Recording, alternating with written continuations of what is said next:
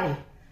The budget is just round the corner, and while I generally don't do budget shows, I thought I'd just give a little bit of perspective of where the country, the economy, and the budget of the country is placed currently.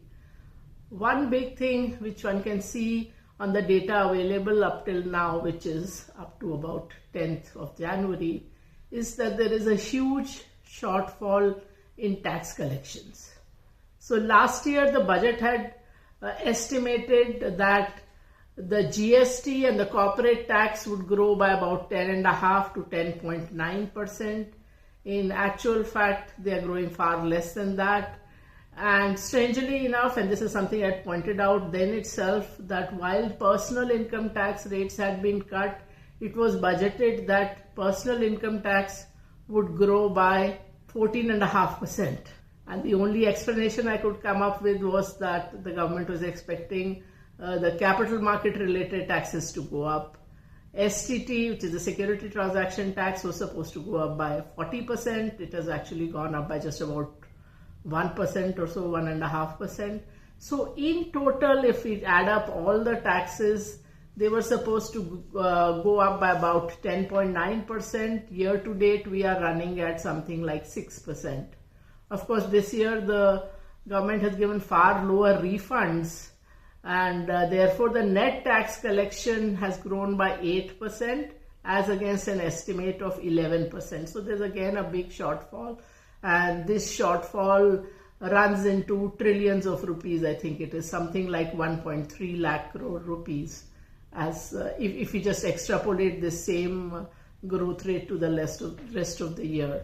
So that's a big gap, which means that it will be difficult for the government to find extra money to do anything extra or give any concessions in this budget. So that is something to be kept in mind. Another thing to be kept in mind is the reason, or at least part of the reason why the tax collections are anemic, is that tax depends on nominal growth of profits, of income, and to some extent is related to the nominal growth of the economy. And right now the nominal growth for the economy has been very low, because the real growth rate, which is the headline number of GDP growth that comes, so like a quarter ago when the GDP growth number was 8.4%, that was the real growth, the nominal growth was only 8.7%. So the very high real growth was only because the inflation deflator was very small. Now the strange part is that while if you look at the macroeconomics, it appears we are in a Goldilocks situation, great GDP growth and very, very low inflation, right? Historically low inflation.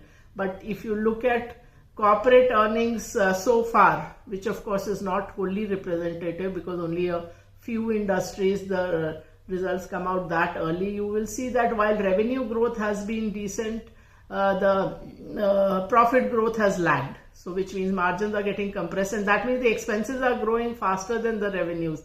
So if inflation really in all the relevant parts of the economy was that low, that should not have happened.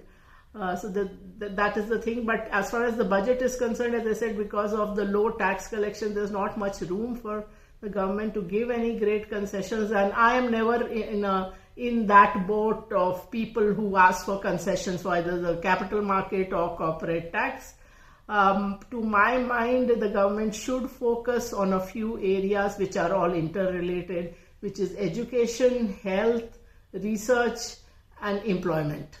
So only if you have good health for your people right from childhood onwards, only if you are able to educate them well, will you have employable people. Because right now we are in a situation where we have part of the demographic dividend story, which means we have a lot of people in the working age, but we are not able to find jobs for them. So that is very important, because this bulge of working age people is there only for a limited time, and after some time the population will start to plateau and then come down.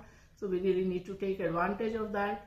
So those should be the focus areas to my mind: education, health, employment, and research, because now in today's world we cannot get by without spending on R&D. Just to give you an idea, China spends 25 times what we do on R&D. So those are the areas but this time the degrees of freedom for the government might be low because the tax collections are not buoyant. So this is my kind of pre-budget perspective on what is happening and what I would like the budget to focus on. So hope it was of some help, and let me know of your comments on what you are thinking about the budget.